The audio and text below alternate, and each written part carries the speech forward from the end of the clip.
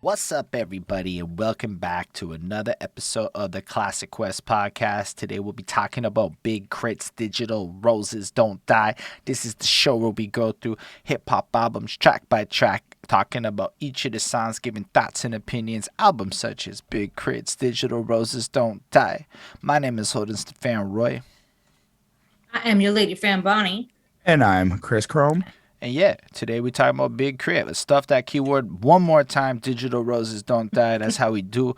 And yeah, we'd like to start the show off kind of contextualizing our familiarity with the artist. But for those of you watching live on Twitch, you get to listen to the music with us. For those of you watching this on YouTube after, come join twitch.tv/BehindThatSuit so you can come watch it live with us and hear the music. This is the copyright world we live in. On that note, yeah, Chris, why don't you tell us about your familiarity with Big K.R.I.T coming into this project? We've reviewed Big K.R.I.T before. True. I'm blanking on some of the names, but I've always liked him since we've reviewed him. I think he's really got some flair to his like the way he raps. He always has something different. If I'm not mistaken, he like produces a lot of his own music as well, so he's really tapped in with the beats, and I'm always excited. I know he's got that Franken bass series, like that Frankenstein bass series. I remember that like always slapped. So I was really excited. I didn't think that I was going to not like it. Like when I went into this, I was like, I'm going to enjoy this. I think it's just because I know that I enjoy Big K.R.I.T. Yeah, that was my feelings towards it. If I take a look at the name, Digital Roses Don't Die. Let Bonnie explain her familiarity with it. Fair. You're right. I don't really think I have any familiarity with him. I don't think I've ever reviewed an album of his, nor ever listened to him. What? Fair. That I'm aware of. Okay. I like Big K.R.I.T. We did Forever is a Mighty Long Time back in 2017, which was one of our first videos to break 1,000 views. Shout out to people who ever watched that. Like, I imagine that you and Chris did that with Damon. That was like a Damon because it was back then. And Right. that album slapped, yo. Keep the devil out. Oh shit, there was so many bangers on that shit, and it was such personality on that project. We did a lot of his 3-packs he was dropping, or the 2-packs. Chris did the K.R.I.T is Here album or whatever it's called. Yes. Yeah, K.R.I.T is Here is the one that you did. I didn't really listen to that, but over the time, like Big K.R.I.T's just proven to me to be a super versatile artist with a crazy amount of soul in his lyrics, a real distinct personality with it, while really tapping into that Southern flair. And he really is unapologetically Southern with his music, and I fucking love his sound and the way he approaches it, and the overall, at least since I've listened to his music from 2017 on, it feels like he has a real cohesive sense of what he wants to do with his art. I did hear a few of his older songs, and I always liked what I heard of him, but yeah, shut up, Big K.R.I.T. He's pretty good. So yeah, Chris, what do you think about the title and the cover? The cover to me is kind of cool. Kind of very, I guess, simple. I don't really know. Oh, there's a rose in his head. I just realized that as I'm staring at it. That's cool. Oh, That's I cool. didn't even see the rose in his head. That's actually Good dope. catch. So now that I've caught that, that's actually kind of cool how it ties in with the title. But I guess it's just kind of very simple. I don't get much from it. I feel like it's personal. It's gonna be, something about, I guess, love if you now that I catch the rose and whatever. But the idea of Digital Roses Don't Die, the title, was so cool to me because it's like, yeah, like music lives on forever, art lives on forever. And if you look at like the beauty in a rose and how like you want to portray maybe your love to somebody or like show your affection for somebody, this is also another way to do it, and this will live on forever. So that was something that I kind of got from that, and that was cool. But I like the color patterns. I liked how like the green, the orange, the blues, they're really just good. Just yeah, that's it. And you, Bonnie? Well, yeah, so same sort of thing. I guess I didn't really like catch that it was a rose before, but now I'm looking at it and I'm like, very cool. because it's just like the back of his head, and like, you know, he's got his like cool hairdo, and like it's like a framed picture, and it looks like he's standing in front of like about to go on stage or something, but more like a theatrical in a, like sense, like less like, you know, like he's going on stage to like perform like a play or something like that. It kind of looks like that. And it's just like around it is like a picture frame. And so it's kind of cool, and it has like the digital Roses Don't Die like engraved on the picture frame. It look, I don't know, it looks cool. Yeah, I mean the covers I didn't catch the rose either until Chris said it. I feel like it's one of those covers that's really identifiable. Orange is a really good choice for a small thumbnail when it's like in the really, like, what is it, 2 millimeter or whatever it is, 2 centimeter fucking by 2 centimeter size. So it'll Yeah. just like pop out and be really easy to see. But I really like the title, right? Because roses are kind of fragile and shit, if I'm not mistaken. Like, they don't last, right? Like, even in Mhm. Beauty and the Beast, it was like a big deal that the rose was slowly like losing fucking petals and shit. And so Yeah. even in Disney and shit, you know, like roses be like a representation of passion and love and all these different things, but it almost has this like fleetingness to it. And the idea that digital roses don't die, to me, it's like, yo, we can capture this moment and keep it forever, whatever that may Yeah. be. And it's kind of interesting in the social media era how much of your past relationships and stuff is really just out there and like captured. And I mean, as you go through the content, I feel like the album, it does add a layer to it. So I'm absolutely thinking about this, having heard the project a couple times. But it is just a nifty way to look at like the immortalization of everything into the digital sphere, and it almost Yeah. takes away from the permanence of like a moment, or it changes the permanence of a moment. Like, it's no longer just this rose, this thing that's in the now in your memories that will pass. It's like it gets caught up into the forever of whatever metaverse future we all have coming. Anyway, I really Yeah. dug that overall. The Yeah. cover's fine. um, but I guess we can get into it. The first track on the project is the Fire Interlude. Well, Oh, sorry.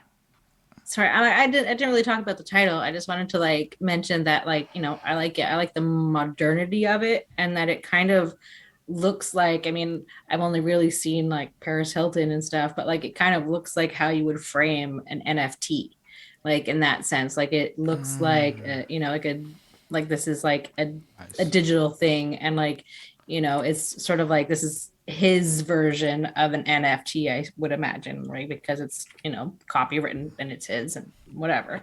And for me, like, because it came out on February 14th, 2022, it felt very appropriate for Valentine's Day, like for a Valentine's Day release. Didn't it come out on the So I 18th? like, I don't know. I found that it was on the 14th, but maybe I'm wrong. Because I thought it was like a Maybe Friday it's just like one release. of the songs. It's possibly, yeah, that something came out, but I'm pretty sure the album dropped on Friday. I might be wrong. Oh, Um, well, anyways, close enough to Valentine's Day then. yeah, Fair. it's fair enough to Fair. be a Valentine's like themed experience. Yeah. But yeah, so let's get into it then with the Fire Interlude. And that's the whole thing. It's real short, 47 seconds, starts off the Mhm. process. And how do you feel about it, Bonnie? Like I found like it was sort of like 80s sounding, I guess, especially like at first. And then we have like this like, you know, recital of like a poem. And I wasn't sure if I had heard it before, or if this is like a whole brand new thing, or if it just reminded me of something. But it also sounded kind of like spacey and like, you know, futuristic at the same time as like kind of 80s, like maybe, you know, I guess people in the 80s were kind of futuristic. But yeah, I don't know, it's like a unique start for sure. I liked it. I gave it a 4.2. Chris? Um, I thought it was a. At first, I thought it was kind of weird, just the way it kind of started, and then it instantly kind of like flips into something super smooth, and I had to adjust to it. But it was cool how he starts off giving you this building like this atmosphere. I felt. In terms of fire, it's like what he says, the hope our passions can sustain it all. And I feel like now that I've listened to the project, I think he's talking about the fire in love, the fire of being like in that mode, in that feeling, wanting to capture it, wanting to like be in these moments forever. But I like how he's using but keep it original, because who needs filters? Like, we shouldn't hide what we really feel, we shouldn't hide what we're really going through, we should just be like authentic in a sense. um I thought it was really really cool. I left it with a 4.2.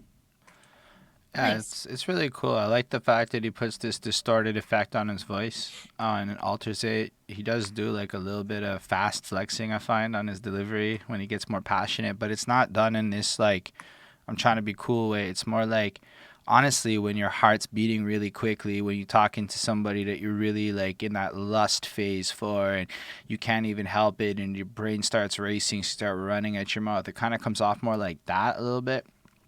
Um, and I feel like it's that like super infatuation is what he's kind of describing more so than love. I mean, I think it's like love, but it feels like right here, it's that like infatuation, all-consuming nature. Like when it's super easy to fuck for like 6 hours when you first meet somebody, before that like flame starts to fizzle and real life kind of kicks in, and you find the homeostasis of regular. But like that early passion that people maybe even get addicted to in chasing new relationships, you know? And then the idea of like having the whole picture to capture it too, like that's really interesting to film it or just to put it out there. Like we need to almost savor this fucking moment because this is like almost like we need to put this raw version of what this looks like in our face so one day in the future we can come back to this and remember.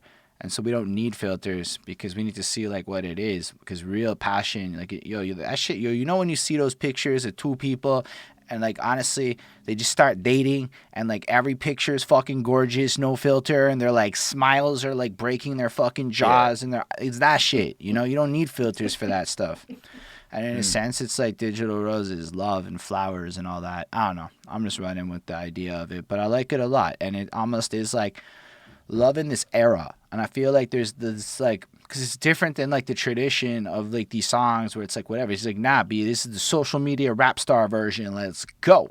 And I really enjoy the fucking serenity in the beat as it plays out. Like, it's 48 seconds and half of it's just ambient music. It's really nice. It's a 4.5. It really takes you because your intros and shit, the way you start a project, to me, the ideal state is you living your life in your brain over here, and the whole purpose of the first song or the first track of an album is to take you out of the world and to commit you to the purpose of this project. And I think it really does a good job, and it's short and sweet. And then a little precursor, the way it swings into the next song really just hooks you into it. And I like the way that he set it up like that. It's a Yeah. 4.5 for me. I really enjoyed this. So yeah, on that note, let's talk about Southside of the Moon. Yeah, these songs are super short on this project. What do you think Yeah. about the proper first opening song, Chris? I think this was really smooth, really put me in this like jazzy vibe, this like mellow vibe. I really like the beat. I really like the snaps in the beat. That was really dope to me. Um I like how he's starting off the story from where he's from and where she's from. I like how he uses South Side of the Moon to represent. I guess it's like he's from Mississippi, right? Meridian, born in Meridian, Mississippi. So I thought that was just an interesting way to kind of express where he's from. But also, I took it as like he's spaced out. He's on the other side of the moon. He's kind of lost in his world or whatever. And she's from New York, New York. So that was cool to me. Um, and I feel like this it starts off kind of just explaining both of them where what he's used to, what she's used to. He's from 300, she's from 106 in Park, BET Uncut. I used to see her in the dark, and it's just it's really nice. Like it's really nice as like a story starting off, at least for me. um and then verse two, I like how he uses a lot of like hip hop references to like older songs. She had gin and juice when I landed, miss you much like Janet. That's cool. I like how he's just giving you this like imagery of this is kind of how love started with me and this person. and that was something I did enjoy. I thought it slapped. I thought it was a really good way to start off the project as like a first song. And I gave this a 4.5 on 5. And you, Nice. Bonnie? I liked it. I liked the beat. He's talking about, meeting the girl, that he loves, and like, how he kind of like has her back no matter what, and he's there for her. And he is also addressing the fact that they're from like different worlds, and I do like the spaciness, because like in even just from like the first one, I found that it kind of sounded spacey, and to like kind of flow into this song with like kind of like the spaciness, the south side of the moon, like space. So I like that continuity. I like that. So it's nice. He wants her to like wait for him because he's on his like way to her, and he's going to like be with her. So I like it. It's a good start. It's a 4.4 on 5 for me. What if this is about hip hop? I'm just gonna throw it out there.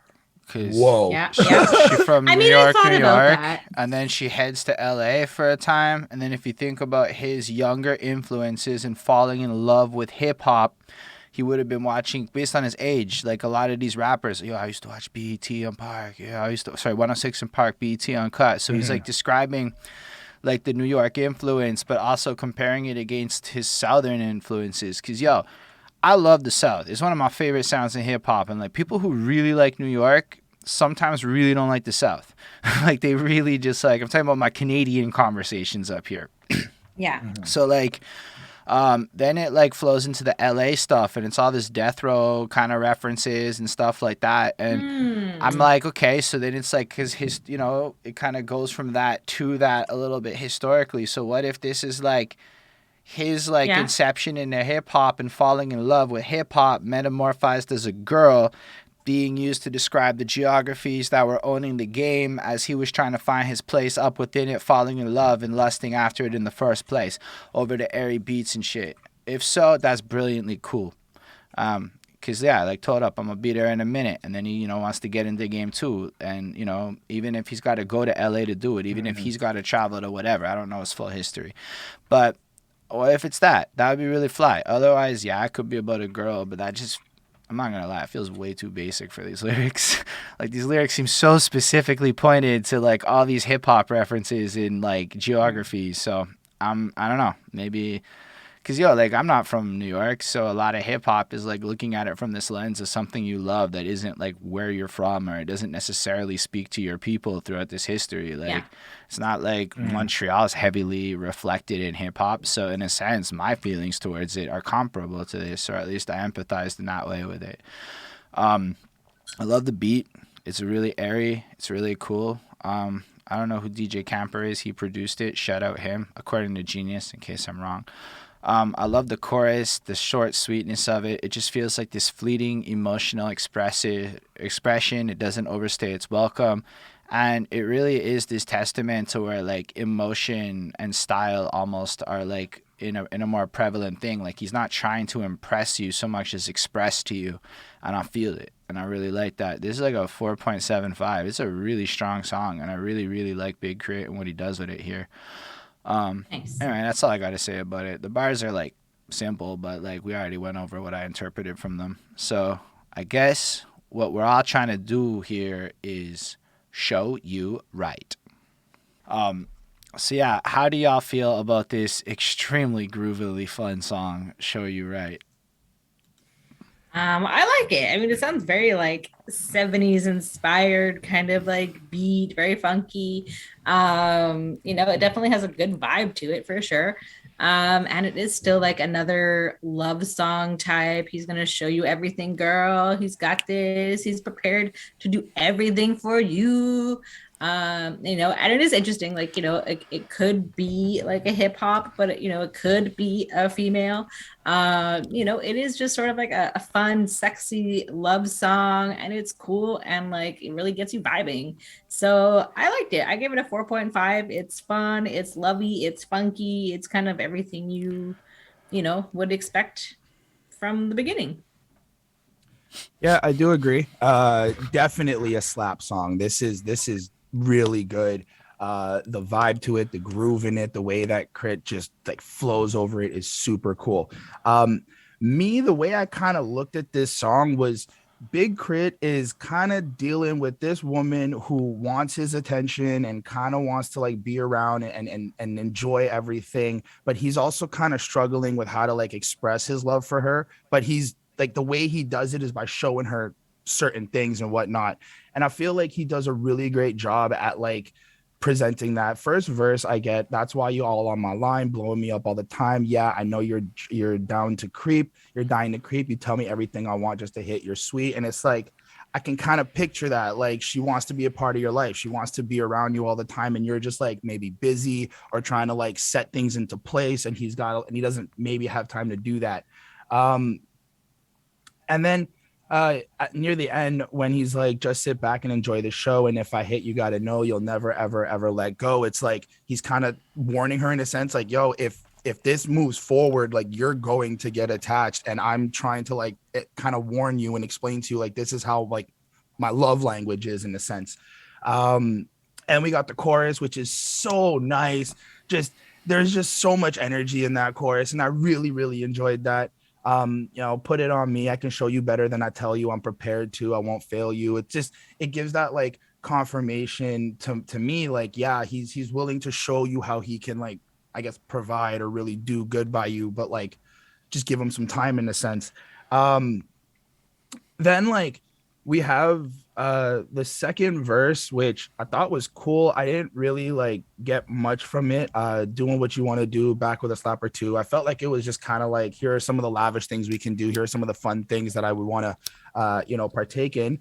But then like in verse 3, it kind of stood out when he was like, all I'm asking is turn down the flame high enough, like who needs a plane, fly enough like we got some wings, calming down, we put them to shame. And I feel like he's explaining to her like, yo, we don't have to be so intense, we don't have to do this, like I guess we've already made it, we've already been here, like people know we're fly, people know we good, like we can kind of just take it easy, right? Yeah. So I love this whole song, it was really great. Yeah, it's just I left it with a 4.7 on 5. Like it's just so good. Yeah, I respect that.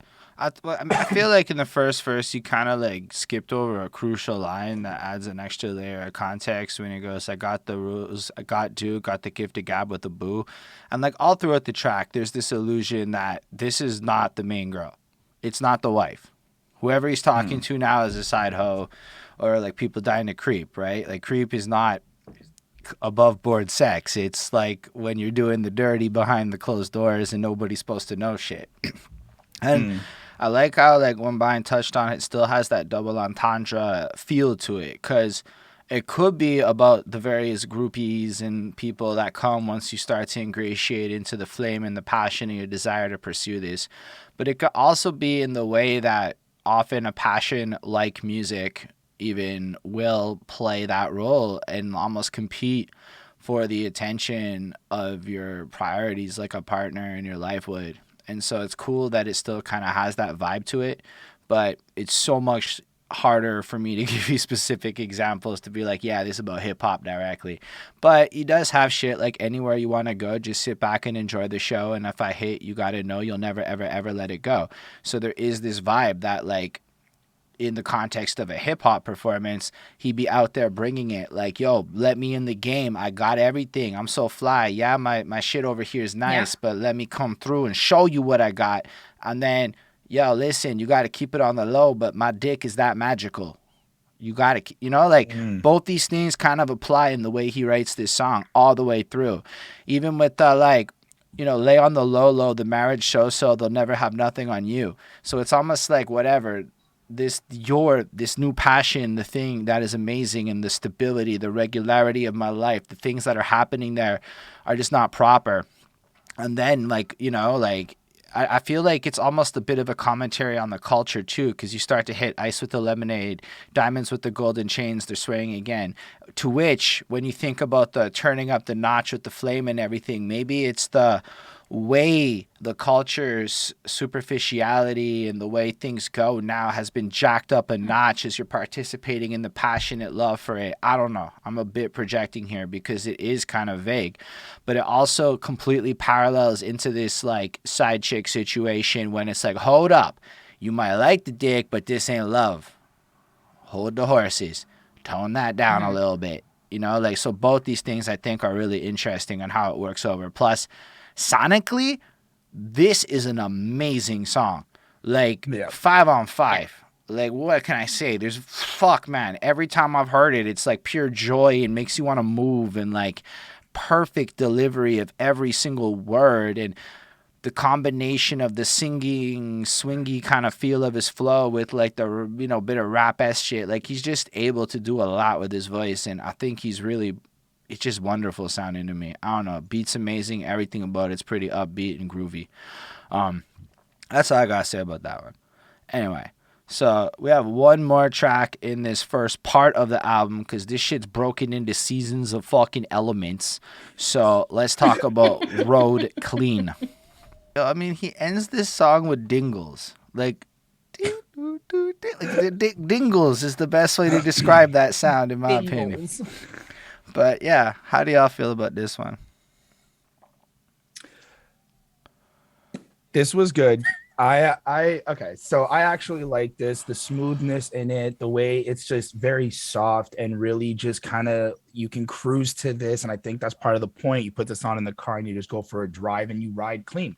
I kind of interpret it in a way where this may have been like a commentary on like people who don't live like a clean life, in a sense, like who kind of live in that fast lane, doing dangerous shit, taking risks. And I feel like he was kind of asking somebody, like, in like metaphorically, have you ever rode clean? Have you ever done like just kind of been safe a little bit, kind of just taking care of like certain shit or whatnot? That's kind of how I looked at it at first. But then I was like, this could just be one of those, like a vibe track about just appreciating driving around and just seeing a couple things. I liked it. I thought it was really cool. I don't actually have much to say about it. I left it with a 4.2. Yeah. I feel similar. But for me, like, I just really wasn't sure what this whole song was about. But I did enjoy it. It felt easy and floaty and like vibey, and it, you know, very much like something that you would put on because it does sound car related. So you know, something that you would drive around listening to, you know, if you just want to like chill out. And he's just kind of like, he does kind of mention that he's gonna like, I don't know, he's about riding clean. Like, I wasn't really sure what that meant. And then like the second verse is kind of more about how his girl holds him down and like keeps him like, you know, grounded, and he's just kind of like happy and successful without like any dirt on his name. You know, and he is just kind of like, you know, just kind of like basic and normal, and like, you know, he's not really involved in like all that crazy stuff. So it's nice for me. Like, I felt it was a little bit like R&B inspired. But yeah, I gave it a 4.2 on 5. I mean, I took it like this. If this whole chapter of the project, this fire, is all about passion, right? And we're exploring the culture that he's involved with through passion, then it absolutely makes sense that he'd have a love song to cars. Right? It just makes total fucking sense. Every single rapper that we cover from that part of the USA loves cars like this. Like, there's a whole jargon set, the candy painted, the all of it. Big part of that culture. And I feel like that's honestly what this is. It's like, because, like, I mean, I don't know what the deeper connection is. It's not really about a girl or anything. I think it's just about that culture. Like, when I hear Rhode Clean with the context, it's like riding in a beautiful day with the most beautiful car, with the most perfect circumstances. It's like being dressed as fly as possible and looking like $1,000,000, but on a great day cruising with your thing. And then these verses, like, if I was a rim, I'd probably hug on the curb. And then the rest of this shit is him imagining, like, honestly kind of being in a rim and shit. And, like, in a beef with the bumper because it scrubbed when I move. You know, like just kind of like I'm like the car's so compacted and every, you know, like all the shit that I don't understand because I'm not a car person, but I get the general gist of what he's saying. And I just love the fact, like, if I was the trunk, it'd bang, I'd be thrown in, you know, like, it's just like, man, he's just dreaming about his favorite fucking car shit. And, you know, if I was a grill, I'd shine my light on the real. And then because he's a grill, it's like, you know, this whole chrome lady and chrome babies and shit. I mean, yeah, there's this loving element, but honestly, and candy paint couldn't fade it. Like, these are all just car shits.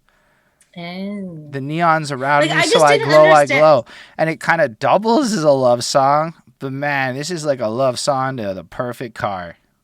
That's how I But I took just this didn't shit. understand like the road and the road, like the like and road, like driving on a road versus like he's in a car that he rode, and then RHODE, like Rhode Island. Like there was all these different like roads, and I just wasn't sure what he was talking about, and like why it would be RHOD. Like, was he in Rhode Island? Like, I don't know what his connection with that is. I don't know.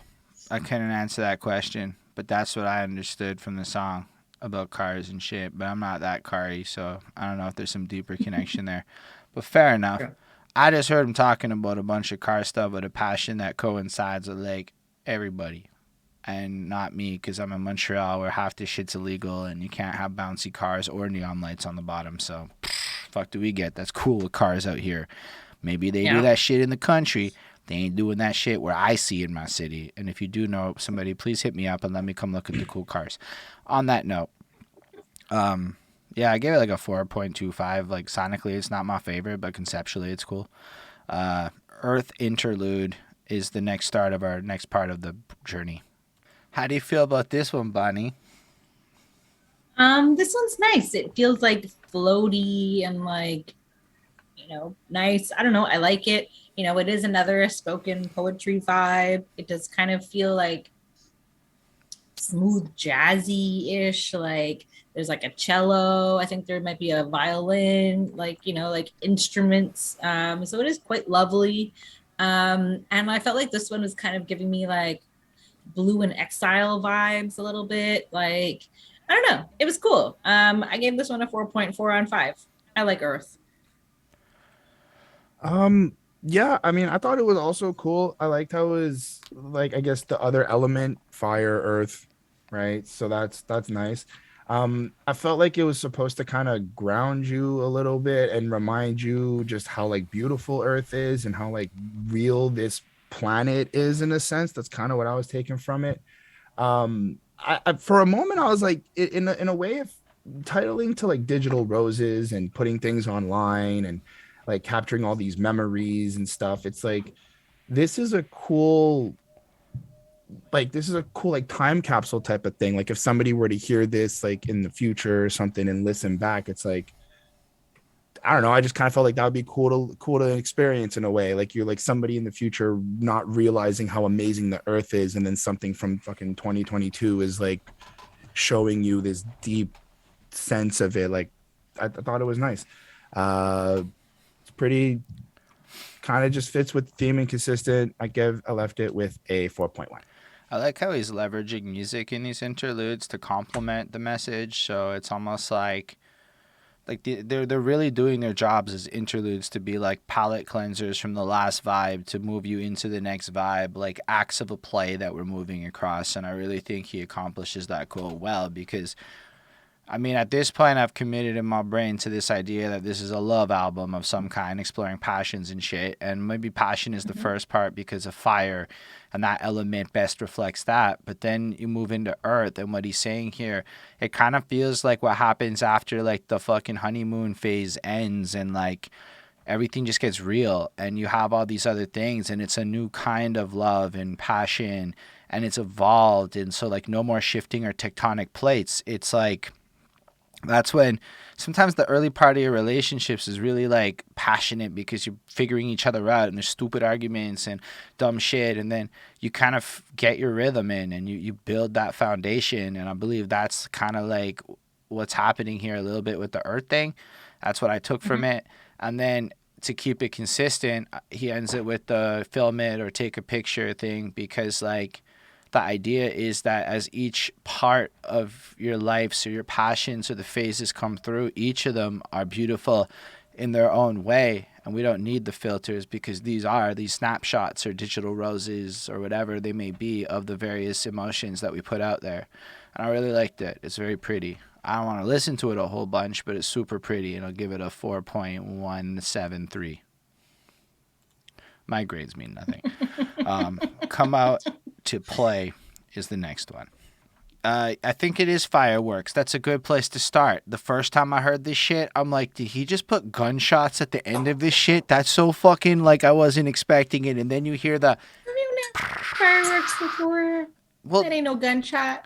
Okay, just on that note, how many times do you hear the sound go off in the neighborhood and you're like, gunshot or fireworks? Okay? Everybody in NDG has played that game. Gunshot or fireworks. And usually it's fireworks. It's never gunshots. It's like always fireworks. But you still stop and go... I wouldn't say never, but yeah. I mean, I'm sure it is, but I don't know any of the times where I can definitively say that. It's usually like, oh yeah, no, it's fireworks, because it keeps happening and shit. So like, that's a game people play. It's a fair thing. In the comments in the YouTube world, you can let us know if you play that game in your neighborhood. Not that like it's like a fun game. I'm just saying like it's a real thing. I don't know. Sometimes I just get caught up in shit. But how do y'all feel about your song? About this song. There's a lot of fireworks in NDG. There's a lot of fireworks in NDG. I'm going to say that much. Okay. Yeah. How do you feel about this? So for me, like, because like I wasn't really sure what like this one was about. Like there wasn't really like a lot to work with, like licking and pressing buttons and do you want to come out to play? You want to come out to play? And like just based off of the fireworks, the explosion that fireworks, and violins and like all of that, like that we hear at the end. And then connecting to the title, the CUM, come out to play. I'm assuming that what he's coaxing out of him is an orgasm of sorts, or something that is like freeing and relieving and like all of that. So it does feel like very like free and kind of like artsy and experimental at the same time, but it's kind of like funky as well. I don't know, it wasn't my favorite one. Like I, same sort of reaction that you had. Like I think this isn't something that I would necessarily listen to, but it was interesting. It was very like creative, so I gave it a 4 on 5. How do you feel, Chris? I kind of took it the same way. I was like, yo, is this guy talking to the clit? Like, is he just like, is he trying to just express that I'm trying to make this girl orgasm, come out and play? Let's like figure this out. How do I like maneuver properly? How do I get you to like, I can't see the song in another way now.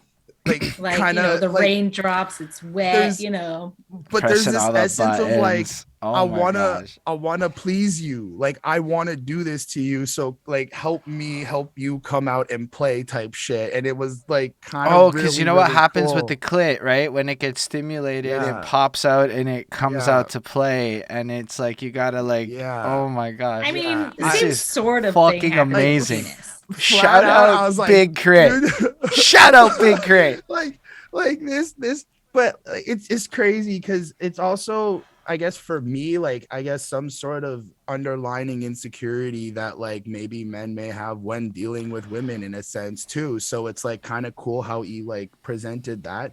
Oh my gosh, how many licks does it take to say I found you has a whole different meaning, right? Now you're like, come out and play. Instantly, like, dude, but I love this song a lot more. I am going to listen to this song more now. It's gonna be Big Clit. I gave it a 4 on 5. Like, it's just bro. Like, I didn't even get it. I'm not gonna lie. I was sitting here puzzled. It didn't click, and now that I see it, I can't unsee it. And This sounds a There you go. 4.5. It's actually brilliant. And then it's just so airy and it's just so peaceful. And it's amazing, right? Because if you think about the context from the passionate flame, it's almost selfish. And then you move into this more grounded. And the immediate thing is, I'm going to please that click because I know that's going to be the best thing I can do. Whew! Big game, Big K.R.I.T's giving up. Big game. I like this one a lot. 4.5, like I said. I don't know what else there is to say. I think we've marveled at the brilliance of this song enough. All right, well, let's check out Just For You.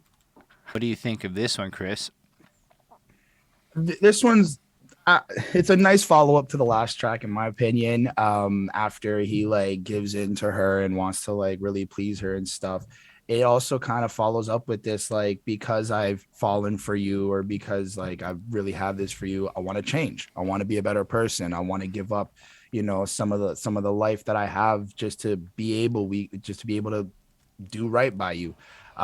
It's really kind of straightforward, honestly. There wasn't too much for me to like be like, oh, this was super like convoluted or anything. No, it's let's just say I gave up my gators, tailor-made suits, different flavors, got my Cadillac, so no more swinging in the road. Like he's kind of describing these changes from who he was to who he is now. Something that you like, just thinking about, if this is about hip hop, that's also kind of cool as well, like how he wants to change better for hip hop to be part of the game, and like kind of developing maybe a new persona, a new type of level, let's say. But that was just something I thought of now just in talking about it. What was cool, only because I actually like, we've listened to the song, or listened to the project, is how he emphasizes the we could take a pic, IG it, Facebook it, as if kind of implying he doesn't really do that stuff. And this is kind of like what you do now in like relationships, like you publicize it, you show people kind of who your partner is and whatnot. So I liked it. I thought it was cool. I like how he in the second verse, it's like, let's just say I get with the late night, called the freak, I stopped bending corners, no more hanging in the streets. Again, more of that emphasizing like, this is where I was, this is where I am now, thanks to you, you've changed me, made me better. Personally, I think he bodied the third verse, just the way he switches up the flow from like the smoothness and like kind of this calm type of flow to this rapid, like tricky stuff, kind of giving you some of that rapper vibe there. So it has a nice mix of like R&B with rap in it. So it was pretty cool. Really, really dope. I gave it 4.5 on 5. I think it's cool, right? Because he's again like expanding on this earthen theme that he set. Like, I guess the pulsed fire version of the passion into the more grounded earth, like more calculated version of it, where it's like it's less maybe emotionally driven and it feels more decision driven. Like, I want to do this more than I have to do this, and he's expressing it in this choice to evolve. And you touched on it, but I feel like again it could be about hip hop and his evolution and how he presents himself. And I do think it's interesting how, in light of like, I don't feel like there's an aversion to social media in the way he puts it, right? He just kind of like acknowledges this is what things are now, and this is how you rebrand yourself and put this like message out to the world. So, you know, this is who I am, and it's kind of what it feels like. And this new version of himself is, I guess, more mature. And like, it's almost like, because if you do go down the path of the girl with this album, it's like in the beginning part he's sleeping around, he's doing his player phase, etc., etc., and here it is like, yo, I'm done with that lifestyle, it isn't really what I want. Now you win, you get all the cool shit, you met my moms, I'm done with the girls that are less than it, you get the house. I feel for you. But even if you talk about hip hop, let's say you look at how a lot of people get distracted by the materialism and, let's say, the mistresses of hip hop, rather than like the more bigger picture of the communication platform you're building. It kind of, you know, could be about your intentions within the game and how you're trying to treat the situation as well. So I mean, it's nifty, and the overall song is just such a bop, and like, sonically I'm more into it than the last one. It makes me feel like not as much as like my favorite on the album. Like, a couple of the earlier ones really were like stronger for me to listen to, but I like the fact that he laces in the rap right after coming in with the singing, kind of reminding you of his versatility, and that they're these short, tight verses that really just fit the song. He sings on the chorus, it's nice. Beat's good. I don't know that much more to say about this one. It's like a 4.25 for me, and I really think it moves the story of the album along. So yeah, let's move on to So Cool. which has a Okay, music you video. don't want any of my opinions. I forgot understand. about you. I'm sorry. My bad. Rude. Well, apparently it's not just for me. So yeah, I mean, it's basically kind of what you guys already said, that he is willing to give up or change whatever he has to be with his woman or whatever. You know, he's behaving better. He takes her seriously, introduces her to his mom. He doesn't hang out on the block anymore. He's out of the game. He kind of like, you know, he grew up, and you know, he's like leveling up, and he's changing his ways. And for me, I wouldn't say it's a bop, but it was all right. It was very like, it's kind of like slow and smooth and like, you know, sensual a little bit, like, but it's not, I don't know, like, it's all right. It wasn't my favorite one. I gave it a 4 on 5. You can now carry on. All right. That's so cool of you to let me do that. I love Carlos Miller and 85 South Show. All right, Chris, how do you feel about this song though? I like it. I thought it was super cool. Very smooth, very brings back that jazzy feel, kind of gives us life again in the album a little bit.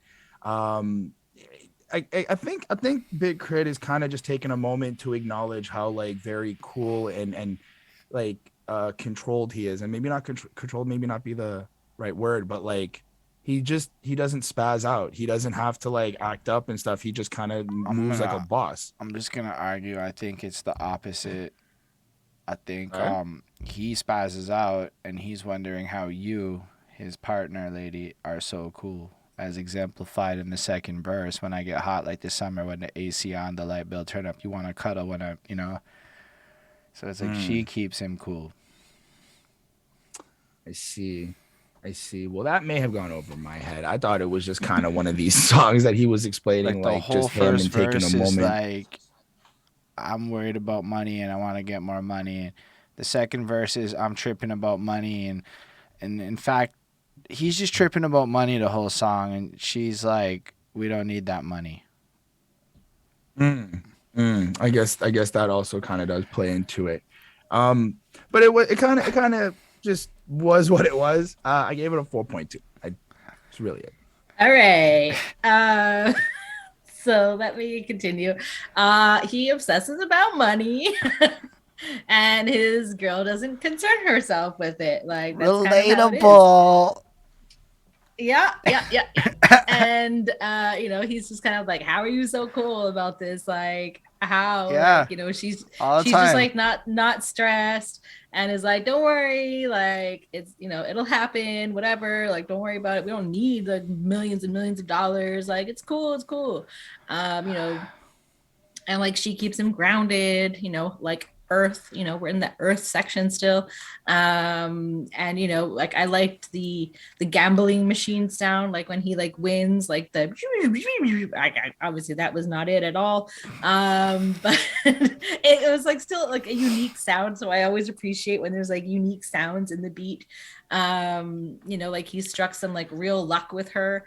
You know, and it is fun. I do like the electric guitar that's like heavily like kind of featured in this song, and I think trumpet, I feel like I want to say trumpet. Anyway, some sort of horn instrument. I liked it. So I mean, she's just not stressed, she's so cool, and so is this song, so I'd give it a 4.5 on 5. Yeah, this song was like, you know, like when you see a meme and you're like, is he talking to me?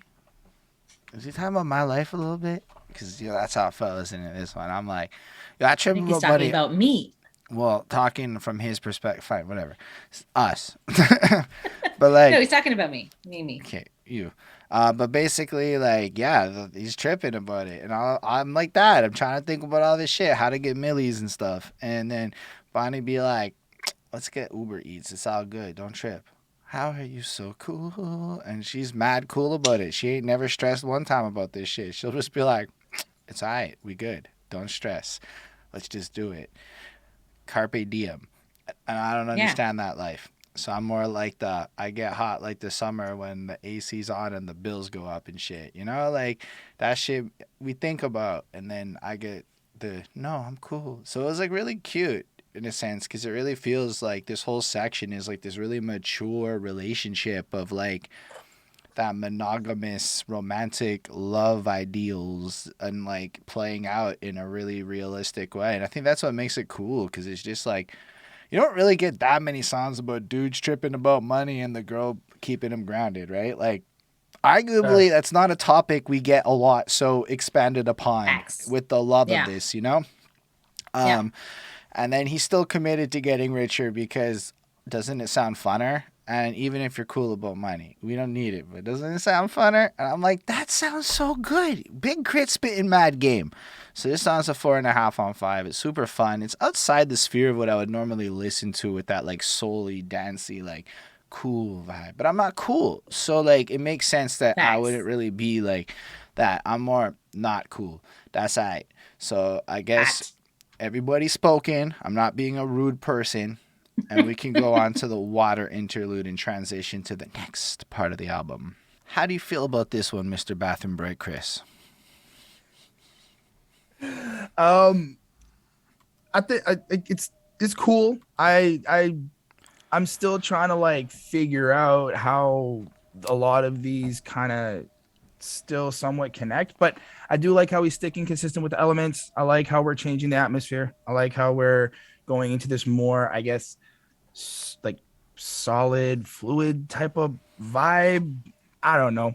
It was nice. I really like the music though. Like a lot of these interludes, what really capture me is not so much the words, but just the sounds and just the musicality to it. So that was cool. 4.2 on 5.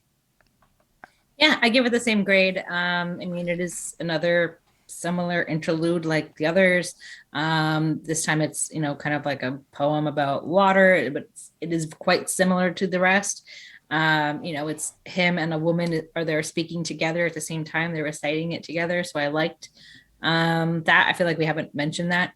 And then at the end, it kind of mentions like that digital roses don't die. Like, it's just like the continuity of like this like message over and over again, just to remind you that this is what this is. So it's nice. It's short and sweet. Yeah, like I said, 4.2.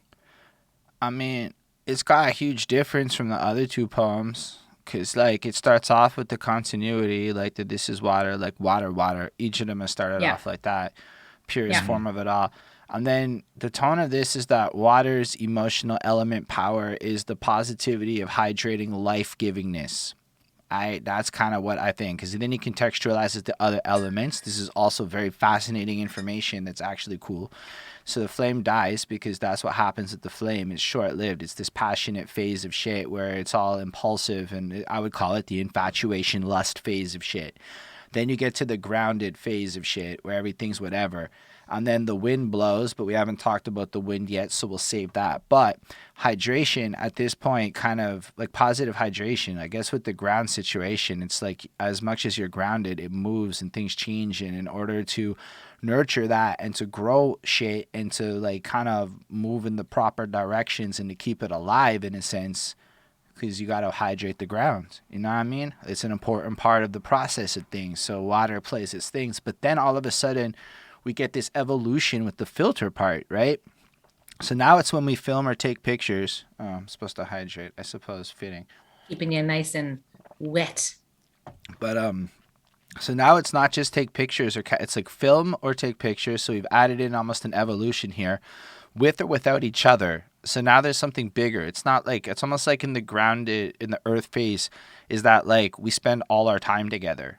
And then water is like this next evolution where we learn to let go of each other while still being that deeply connected. It's because now it's with or without each other, with or without filters. We don't need to save that raw anymore. It's bigger than that. Now, no matter how you manifest it, it will always be this original thing that's us, and that digital roses don't die. And I think it's cool because all of a sudden the filters are okay, and they're like more still original, even though in the past versions of these poems the filters had to not be there in order for you to see the real lens of it. But now that you have that foundation, it's like you can add the filters and it's okay, because you'll still see the originality of that new moment that you've created. And that's fucking beautiful though, okay? So 4.5 on 5 for the beautifulness of that. Plus the music does its thing. It's airy and ambiance and all of that good stuff. Anyway, hope y'all don't find me that boring. I'm not gonna lie, Big K.R.I.T gives out the secret to a happy relationship right here in this very song. Make sure the dick good. All right, how do y'all feel about this one? He's boring, and girl, you love it. He's basically just saying like the realities of his life. That he doesn't really want to party. He just wants to stay home and chill and watch TV. He's like a real basic guy. He talks about the fact that he doesn't spend money unnecessarily. He snores. He's just basic, but she loves him anyways. Cause And dick good. Yes, I was going to mention that, but like you said, the peen is swell, so it's just like a cute song. Like it's just like he's acknowledging the fact that he's not that entertaining and exciting, and that he doesn't really want to go out and have all these like wild adventures all the time, and he's not like in trouble, and he's not like chaotic and whatever. He's just like, yeah, I'm just gonna chill at home, and that's pretty much it. And yeah, so it's a 4.3 out of 5. I liked it. I kind of took it as like an appreciation for being the boring guy when in the type of life we see artists and rappers live is really fast, really party like, really living it up, kind of litty.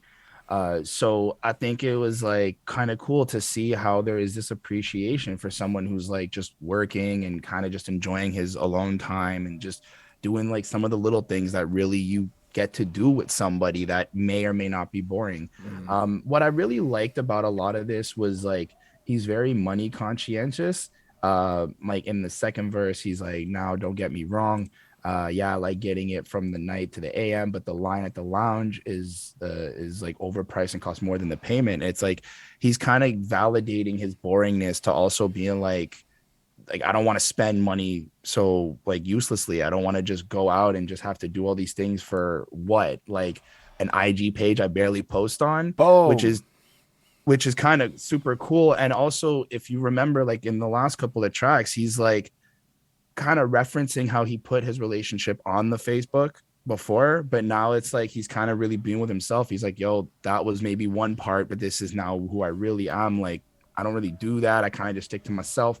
I thought it was cool. I thought it was nice. And I actually kind of related a bit where it's like, yo, I'm not actually the person who likes to go out and do a bunch of shit. I'm boring. I want to stay home and be on my computer and like Netflix and whatever. So I liked it. I thought it was a 4.2 on 5.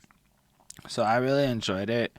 I took it more like he doesn't think he's boring at all. I get it. I don't think I'm boring at all. Other people think I'm boring, and that's fair enough to them, and I respect that. And I feel like that's kind of what he's saying here. Like, it's not like I'm boring, but I still hold it down. Maybe we can hang out, rent paid, dick good. Like, he's like, I got my priorities in check, and I live my life. But within the verses, we see that it's really boring in the context of social media and listening to, like, the conversations other people have and what other people find interesting. And all the different adventures and crazy shit people do go for the sake of social media. I mean, like, recently, as I've tried to learn about TikTok, it's almost like TikTok and shit, like, when you really get into it, it's like you got to start scheming on how to do creative shit in your day that is so obscurely not what you would normally do just to get a talk, like it's a different universe. So if people be like really into that and really out there like pursuing great social media pics and things like that, your lives are kind of going to be more glamorous looking and shit, documented in a particular way. But then I feel like in the second verse, he tries to like tie it in like, yo, don't get it twisted. I'm like really okay to party and shit. You just don't know it, right? You don't see my memories. They're not recorded. And so it's like I was too in the moment. I was too there doing my shit to be worrying about capturing the moment type thing. I wasn't there because I wanted the pictures. I was there because I really wanted to be there. And I think that's what's really interesting. So he went to parties and things that he wanted to go to. He's in moments where he wants to be in, and it's not governed by this need or desire to chase social media clout. Thus, he's boring in a societal context, but then layers out all these reasons why he's really not boring at all. Primarily, the really magic secret to getting out of trouble in your relationship, the dick good. Make her come, yo. It's a There you brilliant go. track. 4.75. I really enjoy it. It's really fun. It's really upbeat, and I really think it's cool because it like it almost shows like a water-esque life-giving approach. Like, let's reframe how things look. It looks this way, but let me tell you about it. Cause yo, imagine time's gone on, the relationship's evolved. The homegirls be like, your man's so boring, and now he's being like, yeah, I'm boring. But like it's like you gotta like breathe water and life into shit. I don't know if that makes sense. I'm just trying to work within the metaphor of his album. I like it a Yeah, lot but though. would it matter? Yes. How do y'all feel about Would It Matter? I thought it was cool. I think that I kind of took it as like in a at least my perception of certain things, where materialistic things matter, having money matters, and kind of feels like these things validate certain relationships and kind of prove like certain status symbols or whatever. Um, Sometimes they're just not attainable. Sometimes it's just not things that could happen. And I guess this is like an insecurity that, Big K.R.I.T is dealing with. And he's like, would this matter if I couldn't like provide the way other people do? Does it matter if I just have to work a 9 to 5? And would you still be around? And I think it's like really, really just honest. And he's just kind of like, just asking his partner, like, is it okay if I can just be like a normal person in a sense? Like, is it okay if I can just be me and just be a regular guy and I don't have to always do all these extravagant things? I like it. I thought it was dope. I like how he kind of flexes on the second verse. He kind of switches up his style a little bit. I felt like his second verse though, the first verse was clear. The first verse was clear in terms of like being able to understand what he's saying and stuff. But the second verse, I felt like it kind of blended into the beat a little bit, which was like a cool effect, but it did kind of make it a little bit hard for me to understand when he's doing a lot of like the fast chopped up kind of tricky stuff. So but delivery was on point though, and that was nice. And Chris just is I like, like it. delivery's on point, but I didn't understand it.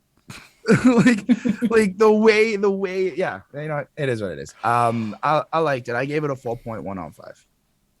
Yeah, I also gave it a 4.1 on 5. I feel like Chris and I are like very much on par with a lot of our grades here. So he's just kind of like talking about that he's like not really like online, like he's not really like into like all of that stuff. And he's like, he talks about that he's like pretty basic. He doesn't, need or have like a lot of like frills and like things like that. Like, he's just a regular guy. He's kind of like Jean Lajoie, just a regular guy. And he's living with his parents, or he's talking about having lived with his parents or living with his parents so that he can kind of like save money. And like, he gets that that's maybe not the most glamorous lifestyle, but like, does that really matter to her? Like, if he's able to like, save his money and do other things and, use that to further like their gains. And he doesn't really like high bougie or like high maintenance, like bougie kind of like girls, that want all these like high end brand names, kind of like Hermes or something. But yeah, I don't know, it's all right. Like he's just kind of like talking about that, like he's like, does all this materialistic stuff really matter to you? Like, like would it make any difference if, like the love that we have? So I think it's an interesting song and it's relatable, but I still would not want to live with his parents. But so yeah, 4.1 on 5. Facts. I don't know why you don't want to live with his parents. I mean, I don't know them. Maybe I would, but probably not. I'm just saying it could be interesting. This reminded me of Can I Get Up by Jay-Z a bit. Like, can I hit it in the morning without giving you half of my dough? That kind of shit, like that vibe. But I think it's really a different perspective on that, like that whole vibe. But also it could work into the double entendre of hip hop still. So like, what if your whole life is this 9 to 5, regular? I can't buy the fancy shit. My car might not be fancy. I mean, I take the bus. All this other kind of stuff, What if I'm not like that cool and I'm going to school and I'm doing regular ass shit like real estate and like it's not like the superfluity. I think there's a lot of artists that their lives are like that too, right? And it's just honestly not a huge place for that in a lot of mainstream music right now. Like nobody really want to hear about man's getting a real estate degree and flipping houses. If they did, trust there'd be more songs about that shit. Actually, people should make more songs about that shit. That would be a big flex. But maybe it's because people who go do that make so much money they don't go make songs or something. I don't know. I'm just thinking out loud. Maybe. But like, you know, living with the parents and all this practical, regular ass shit, and then you get back onto the chorus. But then in the second verse, I feel like it's a little about what it looks like on social media with hip hop in a lot of ways, to be honest. Like that's a lot of shit you would hear like in rapper verses that we've covered in some of the more mainstream superfluity of like the wealthy people flexing, and I mean like all of them. Like take a Rick Ross vacation sex song when he does those ones. It kind of feels like that, but more like, ugh, I don't want that shit. Right? It's like I could have it, or I've been there, done that, but this isn't where I'm at now, you know? And I think it's like a little bit questioning, is there even a place in hip hop for this like J. Cole styled regular, although J. Cole isn't this regular. This is some regular that I think J. Cole wishes he could be sometimes. But like this is some really cool songwriting, I think, and I really like that. But it could also just be questioning the authenticity of the love. But I really think it's more about that. I might be wrong, Stills. Sonically, it's alright. I'm gonna give it like a 4.25. It's less one that I would go back to listen to, but I certainly enjoyed thinking about it. Honestly, that's all I got to say about that one. So maybe we should talk about generational weighed down. Okay, fine. Let's start this off.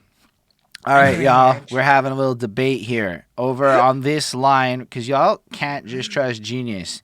Up here, it does not say it verified by Big K.R.I.T. And we all know he's not big on the internet. And like, frankly, it could have. It's anyways. People like me that upload lyrics and stuff, right? All I'm saying is this bar over here. There is a God our Savior. I heard it. Marriage is not our Savior, but I might be wrong. So I'm curious what y'all thought. Okay, internet, you can be the deciding factor of that. Anyway, how do you feel about this otherwise, Chris?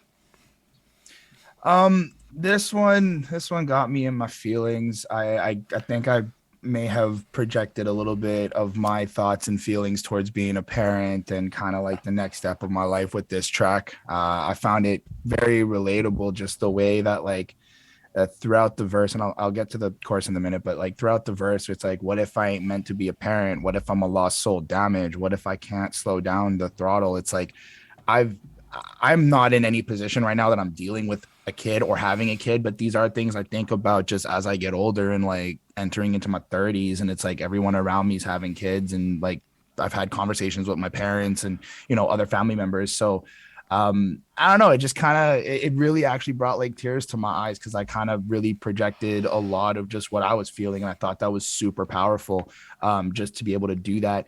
The chorus was cool. Like apples might fall from trees, this signifying like the apple doesn't fall far from the tree, where like his kid could potentially be, you know, kind of messed up like he is or damaged like he is. But then comparing it to being like, but what if there's a chip off the old block? Like, what if actually there's a possibility my kid could be, you know, better than me, different, not have to be this broken, or however I feel like this is being explained. And I like how he's expressing like the torn between you and me, like kind of being selfish with what I want from my life, but also being there for you. And, you know, I like how he goes, one is like, what if, I think I might be mistaken, but doesn't he say like what if he's a chip off the old block? And then what if she's like, depending on if he has a boy or a girl, you know, different feelings, different emotions towards that. So I thought it was really, really cool.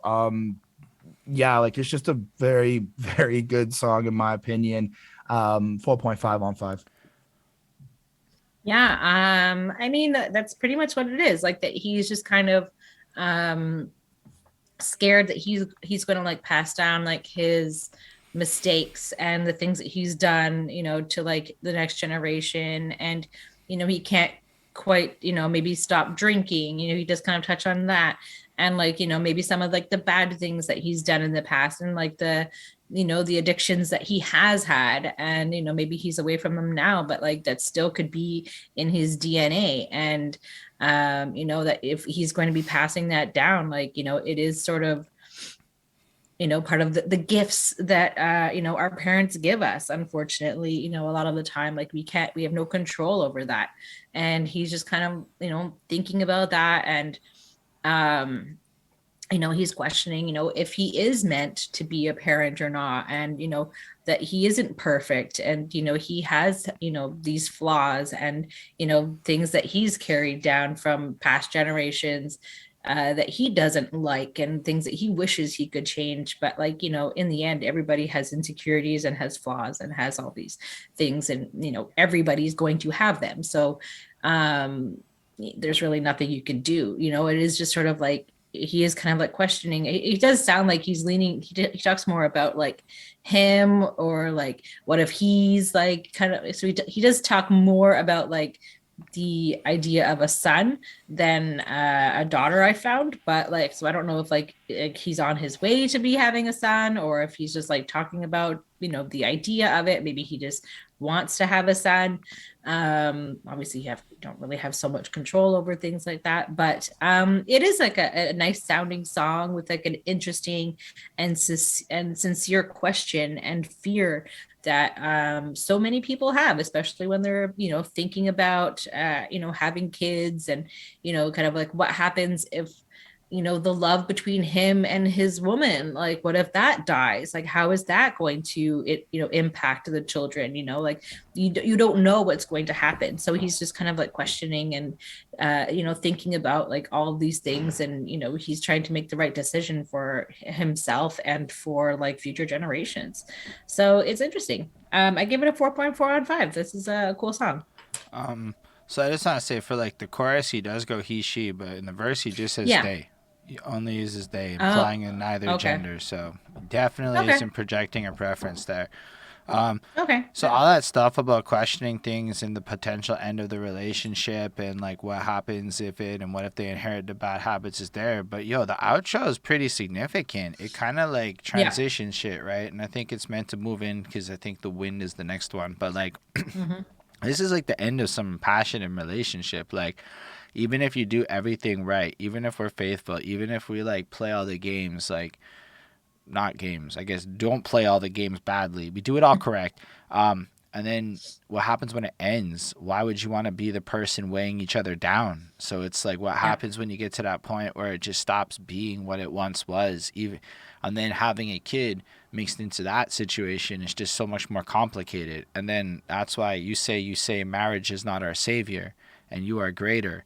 It makes more sense to me, because that's like, yo, when you're at that point in a relationship where maybe it's going different ways and you're trying to Hail Mary shit, that's when you start to talk about kids and marriage. Sometimes it's just when it's not going good, and it's like this realization that this isn't going to save us. You're not going to get what you want out of having that kid or whatever. And if you're in that moment, and that's kind of how I took that end of it, and that you are greater. Like, listen, don't fucking settle for some second rate marriage because you think it's the right thing to do. Nah. That's why it's like, there is God our Savior is, doesn't fit as nice as marriage is not our Savior, to how I see the song, and how all that anchor weighed down shit. Like, yo, if you've ever been in a seriously long-term relationship, you are going to experience things like this one way or another. And it's like, I think it's really interesting. And I don't really remember what happens on Wind, so I guess we'll find out very soon. But it's heavy, and it's a really serious song. And I think it's cool introspection that shows this real fear of what trying to migrate into a responsible parent like adult person while dealing with addictions and shit is like. And I think it's Yep. really cool. Anyway, let's move on to the Wind interlude. All right, Chris, tell us about Wind, the last element that we talk about on this journey. Well, from what I get from this is, this seems to be like a sudden change in the atmosphere, the way he uses the turbulence of it all, the subtle breeze, it becomes the wolf's call. It's like I kind of get this sense that things are kind of changing rapidly because it's so sudden, but there's also going to be like some lingering effects that are going to take place. um I like how he kind of shows us that like the ground starts to move, the flame dies, kind of signifying that there's going to be like an end to something. Maybe the passion or the spark is gone. We still film it. We take pictures, unoriginal. I like how it's like he's still going with that documentation of like our lives, and even in like, let's say, turmoil or some sort of down spiral, it's like we're still going to document these things and show and kind of like maybe try to prove that we're still gonna make it or something. I don't know. I thought it was cool. The flute part was actually pretty dope. I don't know why. It was just something Cause like you felt maybe that kind of flute, bro. replay it a bit. I did. It just was something that's just never happened a lot. But it was cool. It was really, really You cool. gotta listen to more 4.2 on Bjork 5. in your life. I do. I do actually. And Bonnie? Well, I liked it. I mean, like, I just felt like it was quite, similar to the rest of these other interludes. And like, it was at this point where I'm like, are they just saying the same thing over and over again, but like just with different like words? Like, I don't know. Like, I mean, obviously it is like the same setup, like wind, and like all of that. Like, it's like, fire, fire. Like it's quite like repetitive. But they're like different like little poems, but like they have the exact same feel and flow, and they kind of start and end the same, and just kind of sort of like the middle bit is a little bit different. So at this point I was like, am I grading the same thing over and over again? Like, I didn't really know. But I think it's interesting that that these interludes kind of like are able to like separate each section, and yet still sound so like fluid and make sense. So I liked it. It has like the same end, like Digital Roses Don't Die. I gave it a 4.2 on 5. So I like this a lot because if we think about the last track and the parenting thing, what if it's saying hip hop was feeling like it didn't want to actually have kids because it wanted to keep doing its thing and it wasn't ready to take on that kind of maturity to evolve it? And it still plays on that double entendre. And as a result, we're left with the way it manifests in this filterized social media world of hip hop versus what it once may have been in the eyes of a lot of especially old heads and how they paint the picture, right? And then I thought about how cultures grow and evolve, and love, it grows and evolves, and I think it just kind of moves with most movements and passions. I mean, even the damn truckers had the fire, the earth, the water, and they're currently going through their wind phase, and it happened over a couple of like weeks, if you want to. So it's cool because like it's this framework he's presenting through these poems with evolution, with these more specific songs in the middle to kind of move us forward in the overall topic. But here it's like the love's dead. It's gone. The wind blows it away. So the water, maybe before I was a little wrong, maybe the water comes through and it shifts the earth. And what that was implying is that it breaks that foundation you built up, right? And now because the foundation's broken, the wind can come through and just fuck shit up, like, when like the Three Little Pigs houses got blowing down and whatnot. And it's not like, a gentle whisper. It's just shit moves. The flames die. It reinforces those notions that those phases are over. And the water phase came through and did its damage. And in the water phase, it was less passionately committed. It was more pragmatic and practical in a sense. And now it's like we still go through the motions. Our smiles become filters, like when your kisses become more routine than desire, and things like that. And at the end of the thing, these are all digital roses. They don't die. These snapshots we put, while they don't die, everything changes behind them. And that's what's really fascinating, is I think so many people did so much of this that you could almost document this series of events taking place in so many people's lives, because digital roses don't die. Like, you don't need the filter when you're 2 months into a relationship and you're smiling ear to ear. Like, honestly, there's this dude in Montreal, Cynical. He's in a brand new relationship right now, and holy shit, are the smiles and joy in his eyes some shit that I'm like, fuck, that's really hard to get to 7.5 years deep. I mean, it happens, but it's hard to have that every fucking picture. It's just what it is. And so it's like, as time goes on, you do get more inclined to almost recreate the passion of the rawness of the beginning of it. And I think about this with Behind That Suit. Like, even as we do these fucking reviews now, right now, it's like, yo, it's not that Fireface. We're way in a different place than it ever was, and with everything in my life. So it's like, I thought the whole series of these poems, like sewn together, create this wildly interesting way to look at the evolution of passion through love. And that's incredible to me. So this shit, like, I would say all the poems together are banging. This one, I don't know, 4.5. It's hard for me to really. It's like sonically, it's not stuff I would ever listen to except for this fucking show. So I love what I'm hearing. Other songs I would listen to, not so much the interludes. I would normally never go back to them, but like, I really believe that they are more than just repeating words. I think they're leveraging poetic devices to frame the evolution of things, and it's really cool. And the continuity is really important because it lets you know that this is all the same story as it evolves, and that's really dope. Shut up, Well, Big K.R.I.T. you don't have to listen to it anymore because it's over now. Facts. So this one is just sort of more about being in love and, never having felt like this before. And then, kind of starting off like that. And it is sort of like a little bit more like upbeat. And then, can't be anything without her by his side. But then it's over and, it ends. And, it's just kind of like he had all of this, like, he had this great woman and, like she was everything to him, but it just didn't work out. And, he's just sort of reminiscing on that. Like that's just kind of how it is.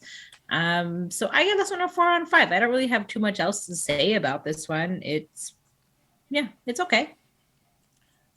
I think Big K.R.I.T really did a nice job of explaining kind of like how people deal with breakups, kind of like certain emotions and vibes and type of escapes that are that you try to go to for these things. Just within the intro, like he's stating, it's over now, I lost it all. Like he's kind of acknowledging like this is my reality. And in the first verse, he's like really explaining like I've never been in love like this before, and I can't believe I like fucked up like that. Now I'm rolling the dice daily now, missing you like crazy now. And it's because what you find out in the second verse is how he really acknowledges that he fucks up. What I kind of got from it is like, I'm in my feelings, things ain't been kosher. No, I got to get back to where it used to be. I took for granted that you would never leave. And kind of like just being like, I should have been better. I should have been more of understanding of how you feel and not maybe so wrapped up in this type of life. But like, I felt he did a really good job at like expressing a lot of the pain. I kind of felt like it wasn't just like he's saying it. He's really trying to show you the emotions and really trying to like use his voice to kind of be a little bit broken inside. So that was also cool. Yeah, I mean, it really kind of is straightforward, but I did enjoy it. I gave it a 4.2.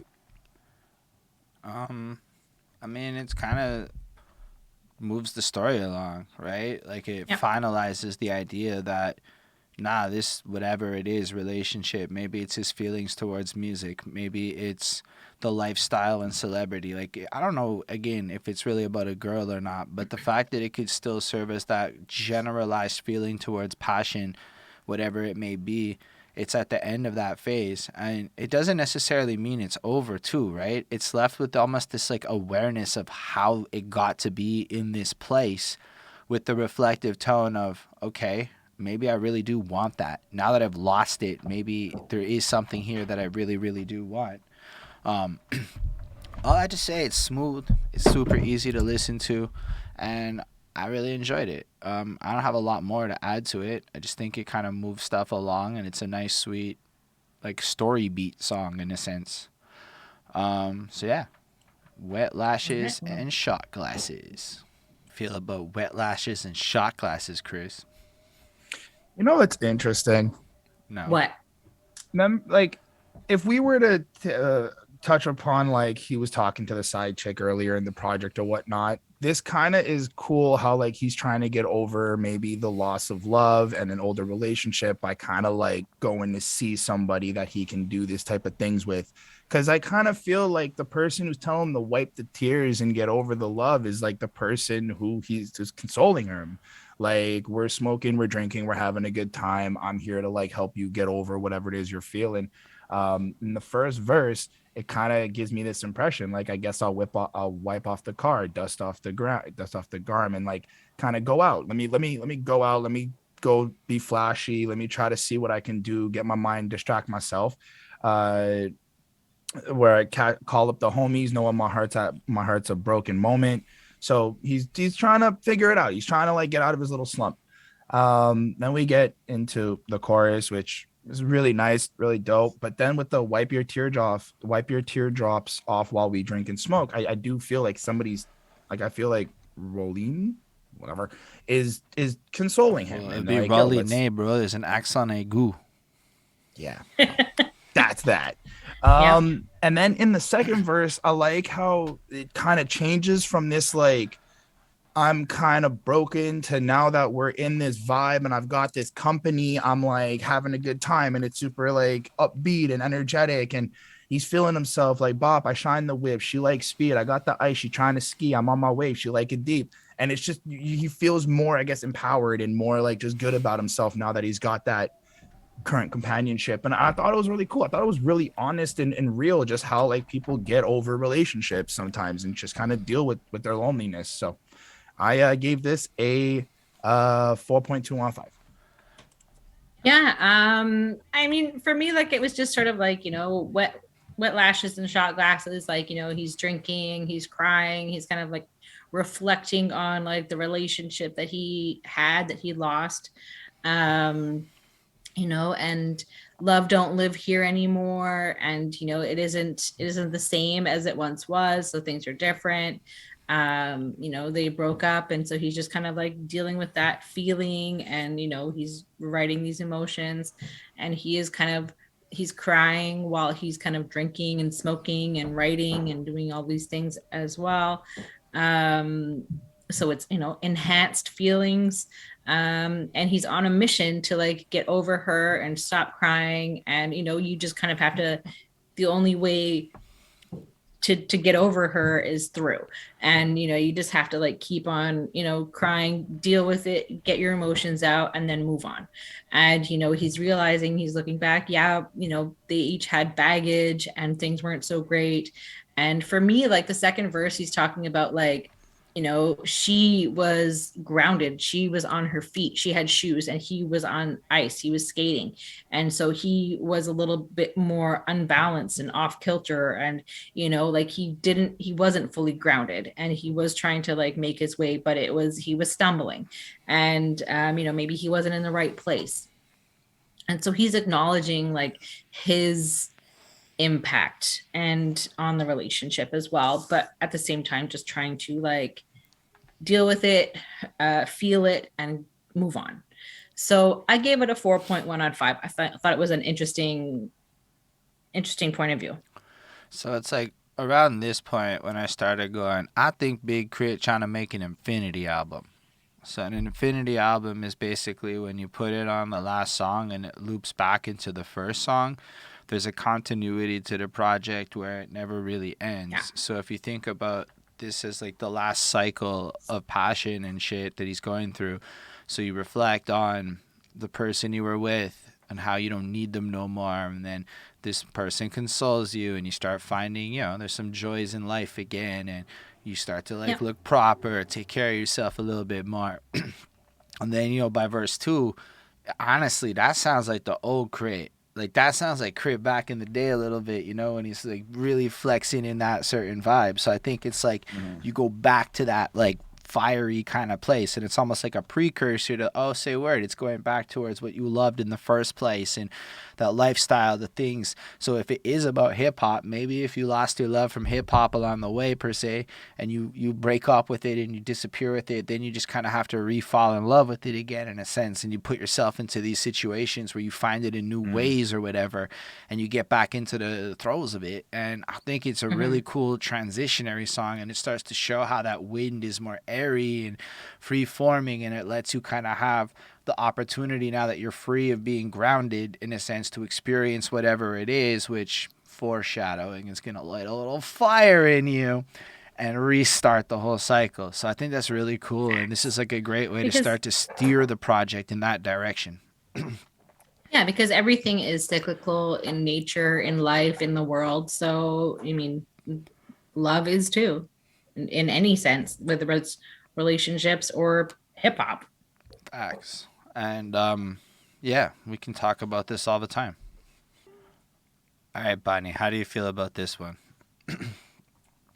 I mean, I don't really have so much to say about this one. Like, I just felt like this one was very much like of the vibe of like a 90s kind of slower song. Like, it reminded me something of that. And it also was giving me like Outcast vibes. And Outcast and Roses definitely relate. And the next song is called More Than Roses, and then the title of the song is Digital Roses Don't Die. So like I just felt like there was some sort of Outcast influence here, but that could just be me.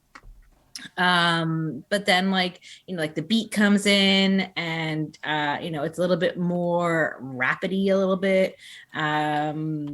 It's has like electric guitar mixed into it as well, and this one just felt like a little bit like weird and interesting, and like a little bit more like a little experimental. Like I don't know if that was able to like convey what I was like feeling, but it was an interesting song. I liked. I'm not going to go into like the core of the song because I know you will, but 4.2 on 5 for me. No, you can if you want to. Yeah, but I won't. All right, Chris.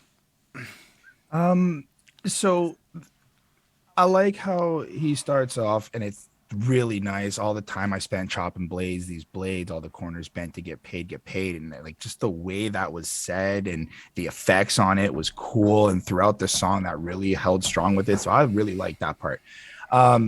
I like how in the chorus they're explaining like, this doesn't mean anything and I guess if you don't believe in love, or if you've ever been in love, this is all just kind of like a distraction. And what I feel is like, even in the first verse, want love, but the slab will do, chop with an attitude, get back to what you had to do, everything about capital. And it's like, you know what? Yeah, I kind of feel like after I got my heart broken and I'm going through these phases and I'm trying to bounce back, it's like, yo, fuck it all. The only thing I got to do is make money. Now, maybe this is kind of like alluding back to back in some drug dealing days or whatnot, because the slab is a car. It's a car with fucking rims. Oh. Go on Urban Dictionary. It's the first definition. Fair enough. Chopping blades is driving a car with rims. Like low, just gonna throw it out there. Fair enough. But like it kind of just seems like he's on this like just again more trying to focus on making money and trying to just get over what like just still the pain that he has. But I think it's not validated if he doesn't feel loved, and this is all just again like a bigger distraction to me. The verses were solid. I like this more as like just overall just sonically, and it's a vibe. Like I put it on my playlist because I enjoy the way I just feel when I hear this track and the way that it makes me feel through it. So I left it with a actually I left this with a 5 on 5. I thought this was really good. Just in terms of like the song. All right, so all right, that's wild. Sometimes it's like Crispy giving out 5s. Like I don't really get the song, but I love it. I'm like, fair. I guess that's what a lot of people do. I don't care what the song's about. I love it. But to me, it's like, so in the last track, we get this allusion to kind of moving back into that fast lifestyle, that like, yo, this is where I'm at, the big things. And so then when you're doing it again, I guess there's a lot more reflection and a lot more maturity with it. So now you're like, okay, but I want love. And so like I've had it all, I've chased it all, and again, it's like kind of this idea of being like almost like where I come from in this environment. You know, I put money into a car and I wasted all that time instead of buying a fucking house because of the environment and the different things that bred me. It kind of alludes to, because the hood raised me to be like that. And you know, I thought that was a really huge point, that like it was worth pointing out that he dropped in as a little thing. But instead I went down that and I chased all these things and I really pursued this whole life and etc. Everything looked nice and it was all great, but at the end of the day, it's just like I want the queen and etc. So you're kind of in this situation where, you know, he's kind of now back in this world, living large, etc. But it's different now. And maybe it's because the song's written in a way where you don't have to have been in love to be in this persona. But in the context of this album, having listened to it, it has that extra meaning of I've learned my lesson and I kind of want that queen. But if you just listen to it by itself, it could also just mean like, nah, materialism is pointless. Go find love. But nah, I feel like in the album, it means a lot more. And it's really cool. I really like how it again kind of foreshadows further to this desire to get back to fire and find that love and that passionate flame. So I really enjoyed this. I don't think it's a 5. I think it's like a more of a 4.3-ish. I enjoyed it. And let's talk about More Than Roses. Chris, how do you feel about the final song on this album? It's good. I don't really enjoy it as much. I think it suits the album properly. I think as like a closing song on the project is dope. As a single, it's like okay.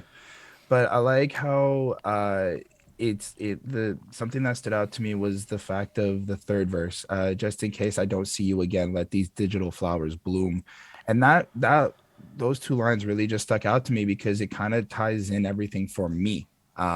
Just how these songs and this music is going to live on, and if ever anything were to happen, people are going to be able to enjoy this. And like the person he may be speaking to, or maybe if it is hip hop, people within hip hop are going to be able to enjoy this as well. And I think it's more of like a defining, like more solidified, because it's like real roses will die and this will live on forever. And that's just kind of what I was left with a lot of this.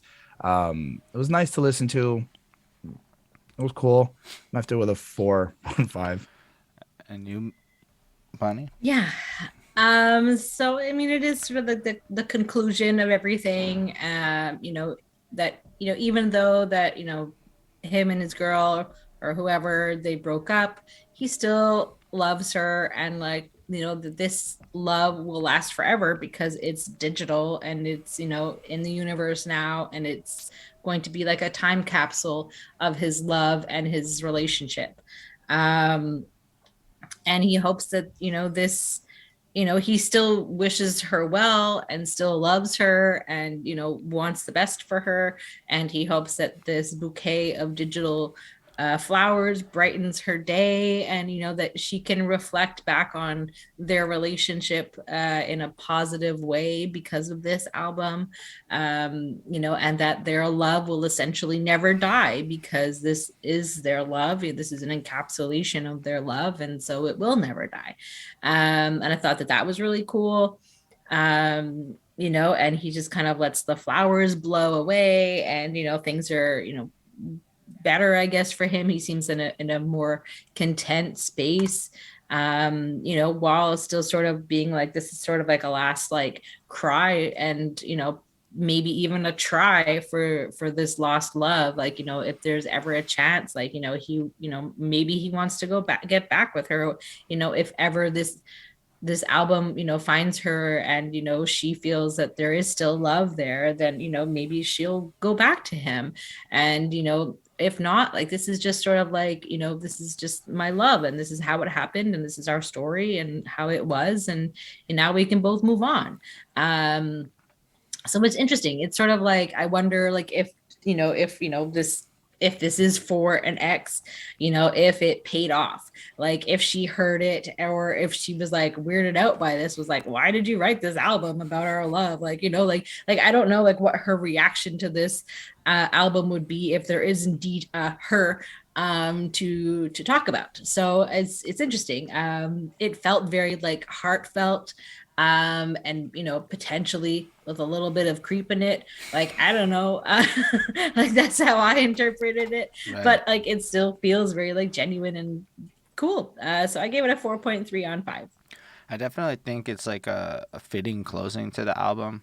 Like, it makes sense. It's like all of these songs, in a sense, are like snapshot moments of a relationship coming through, where different images might have been captured and you might be able to go through it. But it kind of reminds me of Facebook memories and the social medias, and how sometimes you forget about people, and then like, oh shit, that was 9 years ago.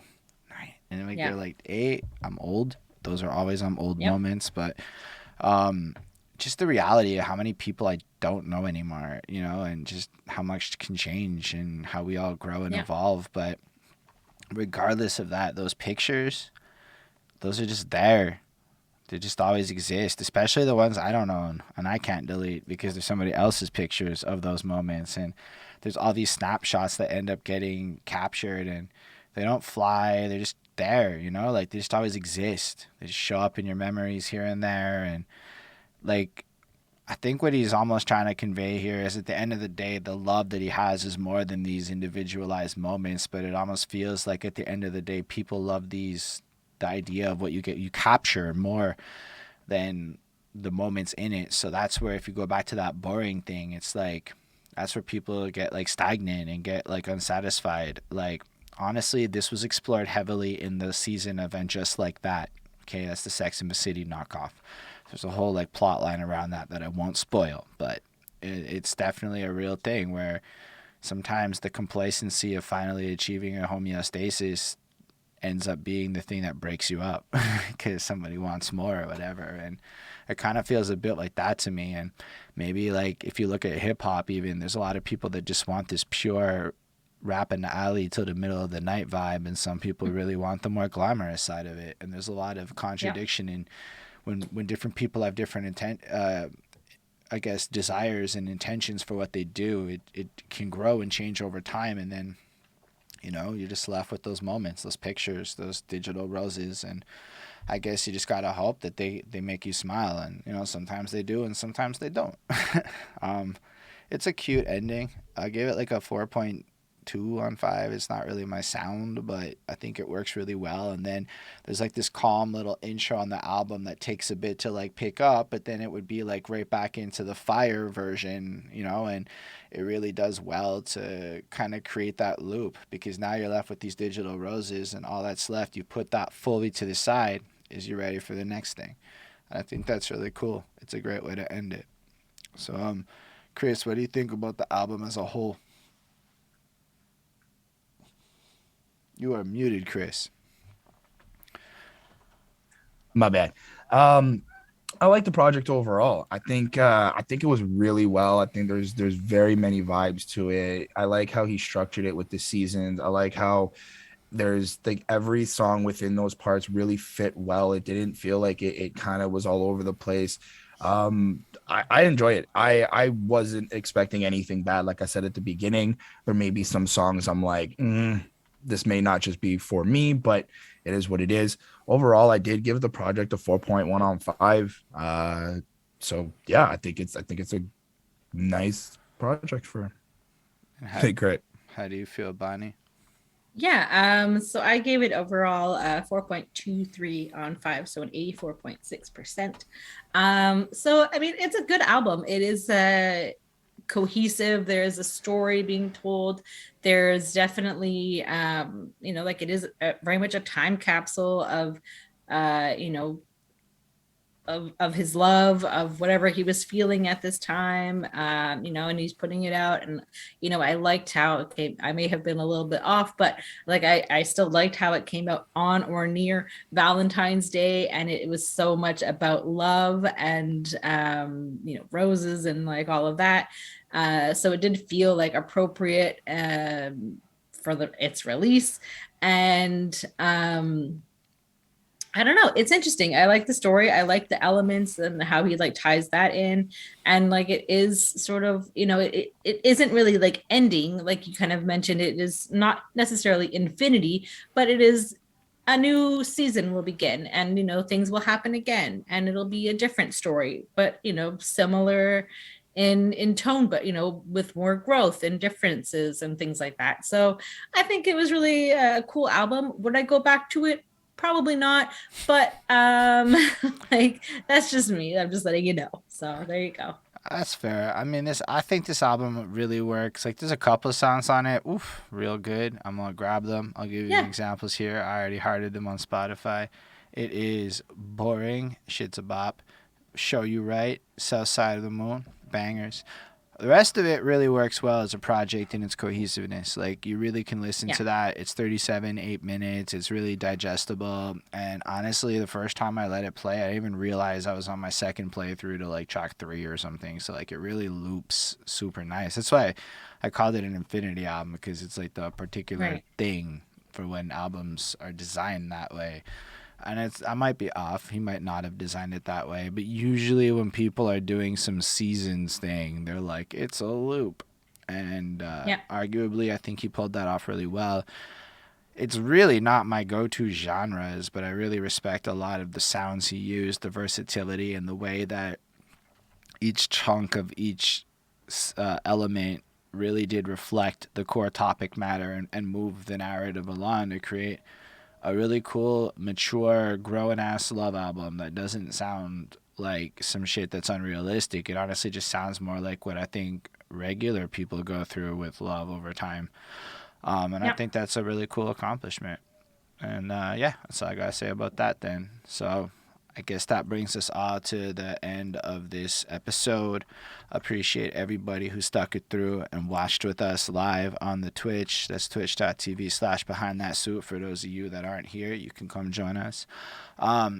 And thank you all who are going to watch this in the future on YouTube or whatever other platform you're on. Like, comment, subscribe, all that great stuff. And if you want us to review something in particular, you can totally buy that over on patreon.com/behind that suit. And you can go support us like that, and it'll be fire of you. On that note, thank you again for being here, everybody. And it's super dope of all of y'all. And live long and prosper, everyone. Bye, guys. Peace.